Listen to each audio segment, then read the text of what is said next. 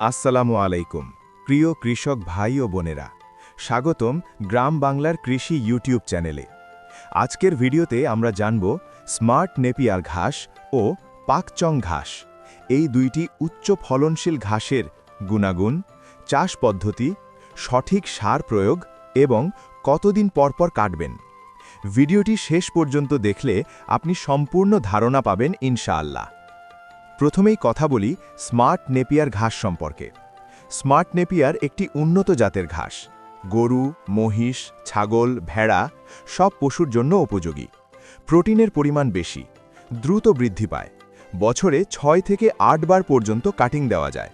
উপকারিতা: দুধ উৎপাদন বাড়ায়, পশুর ওজন দ্রুত বাড়ে, হজম শক্তি ভালো থাকে, কম জমিতে বেশি ঘাস পাওয়া যায়। গ্রাম বাংলায় যারা গরু পালন করেন তাদের জন্য স্মার্ট নেপিয়ার খুবই লাভজনক। এবার আসি পাকচং ঘাস সম্পর্কে। পাকচং থাইল্যান্ডের উন্নত ঘাস। উচ্চতা 6 থেকে 10 ফুট পর্যন্ত হয়। প্রোটিন 16 থেকে 18% পর্যন্ত। খরার সময়ও ভালো ফলন দেয়। বিশেষ সুবিধা: একবার লাগালে 4 থেকে 5 বছর ব্যবহার করা যায়। কাটার 25 থেকে 30 দিনের মধ্যেই আবার কাটার উপযোগী। গরু খুব আগ্রহ করে খায়। দুধ ও মাংস দুইয়ের জন্যই কার্যকর।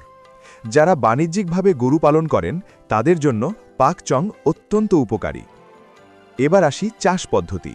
দুই ঘাসের জন্য জমি তৈরি: 2 থেকে 3 বার চাষ, আগাছা পরিষ্কার করা, জমি ঝুরঝুরে করা।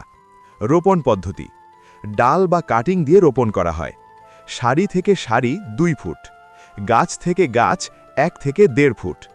রোপণের সময় ফেব্রুয়ারি থেকে এপ্রিল অথবা বর্ষা মরশুম। রোপণের পর হালকা সেচ দিতে হবে। এবার আসি সার প্রয়োগ পদ্ধতি, সবচেয়ে গুরুত্বপূর্ণ। জমি তৈরির সময় গোবর সার প্রতি শতকে 20 থেকে 25 কেজি, টিএসপি 200 গ্রাম, এমওপি 150 গ্রাম। রোপণের 15 থেকে 20 দিন পর ইউরিয়া 150 থেকে 200 গ্রাম প্রতি শতকে। প্রতি কাটার পর ইউরিয়া 100 থেকে 150 গ্রাম। হালকা সেচ দিতে হবে। মনে রাখবেন, বেশি সার দিলে গাছ পুড়ে যেতে পারে। সার দেওয়ার পর অবশ্যই পানি দিতে হবে। এবার আসি কাটিং ও পরিচর্যা।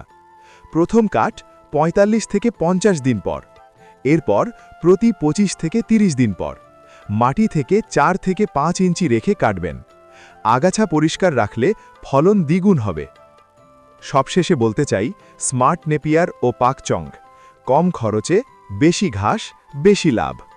এই ভিডিওটি যদি উপকারে আসে লাইক দিন, কমেন্ট করে জানান। গ্রাম বাংলার কৃষি চ্যানেলটি সাবস্ক্রাইব করুন। আল্লাহ হাফেজ।